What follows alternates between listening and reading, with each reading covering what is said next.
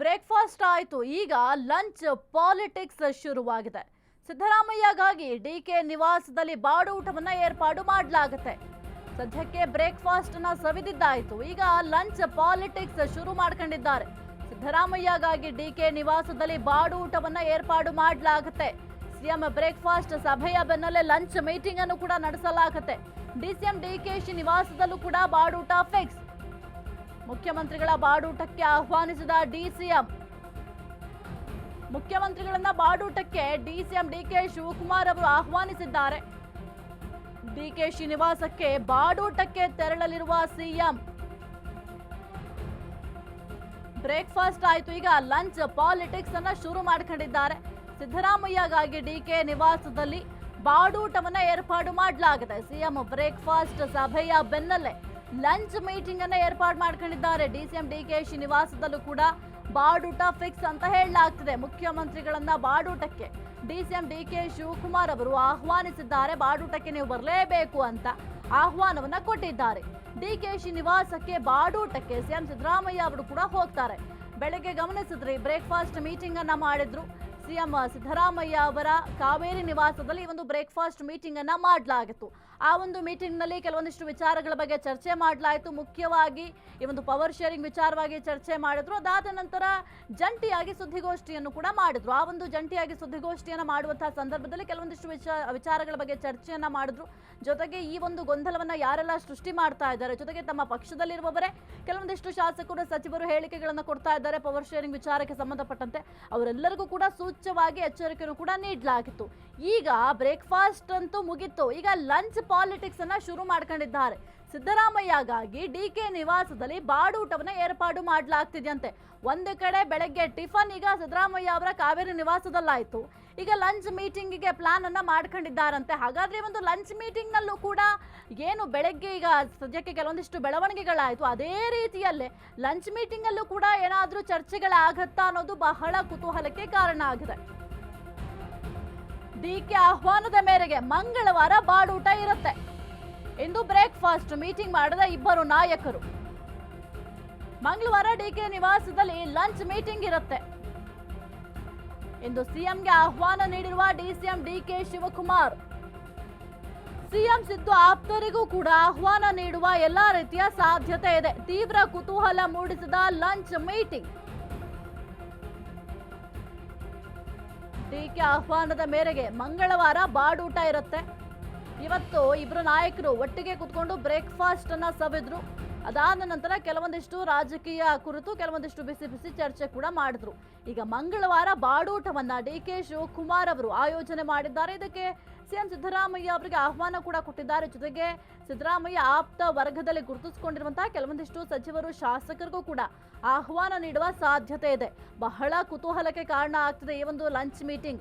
ಯಾಕೆಂತಂದ್ರೆ breakfast meeting ನಲ್ಲಿ ಇಷ್ಟೆಲ್ಲ ವಿಚಾರಗಳು ಚರ್ಚೆ ಆಗಿದೆ ಅಂದಮೇಲೆ ಇನ್ನು ಲಂಚ್ ಮೀಟಿಂಗ್ ನಲ್ಲಿ ಏನೆಲ್ಲ ಚರ್ಚೆ ಮಾಡಬಹುದು, ಈ ಒಂದು ಪವರ್ ಶೇರಿಂಗ್ ವಿಚಾರವೇ ಅಲ್ಲ, ಬೇರೆ ಬೇರೆ ವಿಚಾರಗಳಿದ್ದಾವೆ, ಅದೆಲ್ಲದರ ಬಗ್ಗೆ ಕೂಡ ಚರ್ಚೆ ಮಾಡ್ತಾರ. ಮುಖ್ಯವಾಗಿ ಈಗ ಅಧಿವೇಶನಕ್ಕೆ ಸಂಬಂಧಪಟ್ಟಂತೆ ಕೆಲವೊಂದಿಷ್ಟು ವಿಚಾರಗಳ ಬಗ್ಗೆ ಚರ್ಚೆಯನ್ನ ಮಾಡಬೇಕಾಗತ್ತೆ.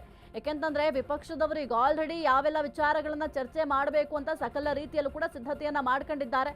ಅದಕ್ಕೆ ಪ್ರತ್ಯುತ್ತರವನ್ನ ಕೊಡ್ಲಿಕ್ಕೆ ಆಡಳಿತ ಸರ್ಕಾರ, ಕಾಂಗ್ರೆಸ್ ಸರ್ಕಾರ ಕೂಡ ಕೆಲವೊಂದಿಷ್ಟು ಸಿದ್ಧತೆಗಳನ್ನ ಮಾಡ್ಕೊಳ್ಬೇಕಾಗತ್ತೆ. ಹಾಗಾಗಿ ಇದೆಲ್ಲದರ ಬಗ್ಗೆ ಕೂಡ ಚರ್ಚೆಯನ್ನ ಮಾಡ್ತಾರಾ ಅನ್ನೋದು ಬಹಳ ಕುತೂಹಲಕ್ಕೆ ಕಾರಣ ಆಗಿದೆ.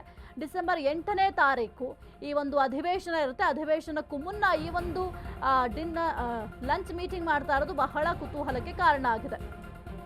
ಒಗ್ಗಟ್ಟಿನ ಮಂತ್ರವನ್ನ ಜಪಿಸ್ತಾ ಇದ್ದಾರೆ ಸಿಎಂ ಡಿಸಿಎಂ ಇಬ್ರು ಕೂಡ. ಬ್ರೇಕ್ಫಾಸ್ಟ್ ಲಂಚ್ ಮೀಟಿಂಗ್ ನಲ್ಲಿ ಬಹಳ ಬ್ಯುಸಿ ಆಗಿದ್ದಾರೆ.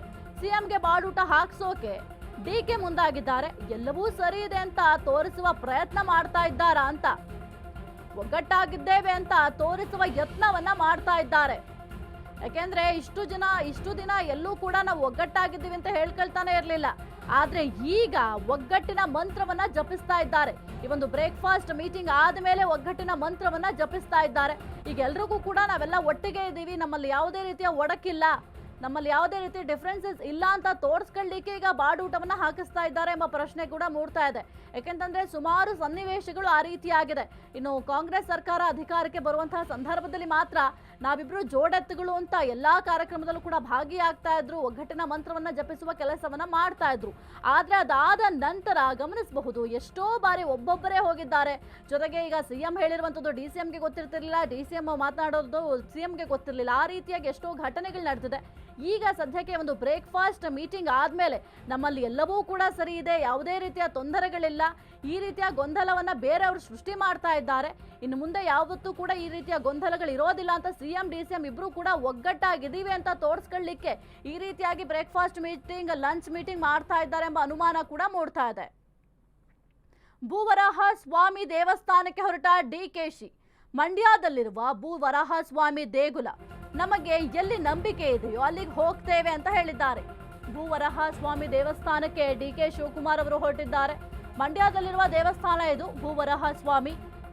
ಈ ಒಂದು ದೇವಸ್ಥಾನಕ್ಕೆ ಹೋಗಿದ್ದಾರೆ. ನಮಗೆ ಎಲ್ಲಿ ನಂಬಿಕೆ ಇದೆಯೋ ಅಲ್ಲಿಗೆ ಹೋಗ್ತೇವೆ ಅಂತ ಹೇಳಿದ್ದಾರೆ. ಎಲ್ಲಾ ಧರ್ಮಗಳ ಮೇಲೆ ನಮಗೆ ನಂಬಿಕೆ ಇದೆ ಅಂತ ಡಿಕೆ ಶಿವಕುಮಾರ್ ಅವರು ಹೇಳಿದ್ದಾರೆ. ರಾಜಕಾರಣ ಇನ್ನಿಲ್ಲ, ಜನರ ಸೇವೆ, ಆಡಳಿತ ಅಷ್ಟೇ. ರಾಜ್ಯದ ಹಲವು ವಿಷಯದ ಚರ್ಚೆಗೆ ದೆಹಲಿಗೆ ಹೋಗ್ತೇವೆ. ಕೇಂದ್ರಕ್ಕೆ ಸರ್ವಪಕ್ಷ ಸಭೆ ಕರೆದೊಯ್ಯಬೇಕು ಅಂತ ಡಿಕೆ ಶಿವಕುಮಾರ್ ಅವರು ಹೇಳಿದ್ದಾರೆ. ಇದರ ಬಗ್ಗೆನೂ ನಾನು ಸಿಎಂ ಜೊತೆ ಚರ್ಚೆ ಮಾಡ್ತೀನಿ ಅಂತ ಕೂಡ ಹೇಳಿದ್ದಾರೆ. ಭೂವರಾಹ ಸ್ವಾಮಿ ದೇವಸ್ಥಾನಕ್ಕೆ ಡಿಕೆ ಶಿವಕುಮಾರ್ ಅವರು ಹೊರಟಿದ್ದಾರೆ. ಇನ್ನು ನಮಗೆ ಎಲ್ಲಿ ನಂಬಿಕೆ ಜಾಲಿಗೆ ಹೋಗ್ತೇವೆ, ಎಲ್ಲ ಧರ್ಮಗಳ ಮೇಲೂ ಕೂಡ ನಮಗೆ ನಂಬಿಕೆ ಇದೆ, ಎಲ್ಲ ಧರ್ಮಗಳನ್ನು ಕೂಡ ಗೌರವಿಸ್ತೇವೆ ಅಂತ ಡಿಕೆ ಶಿವಕುಮಾರ್ ಅವರು ಹೇಳಿದ್ದಾರೆ. ಏನ್ ಹೇಳ್ಬೇಕು ಬೆಳಗ್ಗೆ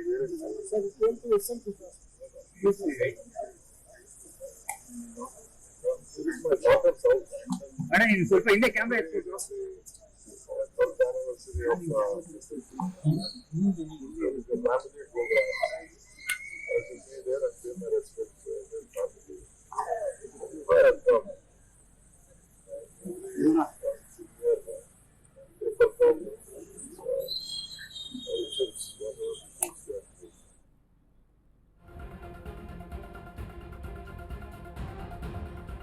ಬ್ರೇಕ್ಫಾಸ್ಟ್ ಸಭೆಯಲ್ಲಿ ಸಾಕಷ್ಟು ವಿಷಯ ಚರ್ಚಿಸಿದ್ದೇವೆ ಅಂತ ಹೇಳಿದ್ದಾರೆ.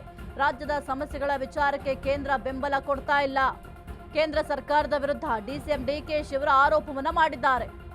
ಕಬ್ಬಿನ ಬೆಳೆ, ಮೆಕ್ಕೆಜೋಳ, ರೈತರ ಸಮಸ್ಯೆ ಹೆಚ್ಚಾಗಿದೆ. ಕೇಂದ್ರ ರಾಜ್ಯ ಸರ್ಕಾರಕ್ಕೆ ಸೂಕ್ತ ನೆರವನ್ನ ನೀಡ್ತಾ ಇಲ್ಲ ಎಂಬ ಆರೋಪವನ್ನ ಮಾಡಿದ್ದಾರೆ. ಸಂಸತ್ ಅಧಿವೇಶನದಲ್ಲಿ ಇದನ್ನ ಪ್ರಸ್ತಾಪಿಸಬೇಕು.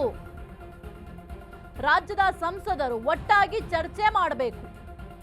ಎಲ್ಲರೂ ಒಟ್ಟಾಗಿ ನಿಯೋಗ ತೆಗೆದುಕೊಂಡು ಹೋಗ್ಲಿ ಅಂತ ಹೇಳಿದ್ದಾರೆ. ನಮ್ಮ ರಾಜ್ಯದವರೇ ಕೇಂದ್ರದಲ್ಲಿ ಸಚಿವರು ಆಗಿದ್ದಾರೆ. ಕೇಂದ್ರದ ವಿರುದ್ಧ ಡಿಸಿಎಂ ಡಿಕೆ ಶಿವಕುಮಾರ್ ಅವರು ಆರೋಪವನ್ನ ಮಾಡಿದ್ದಾರೆ.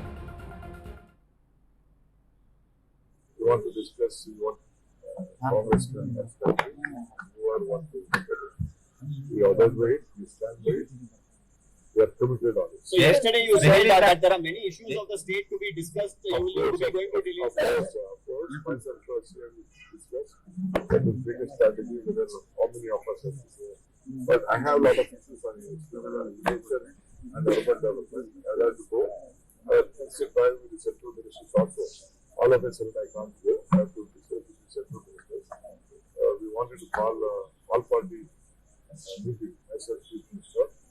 Because on this maize issue, we want to take all party decisions on this sugar cane and maize and some other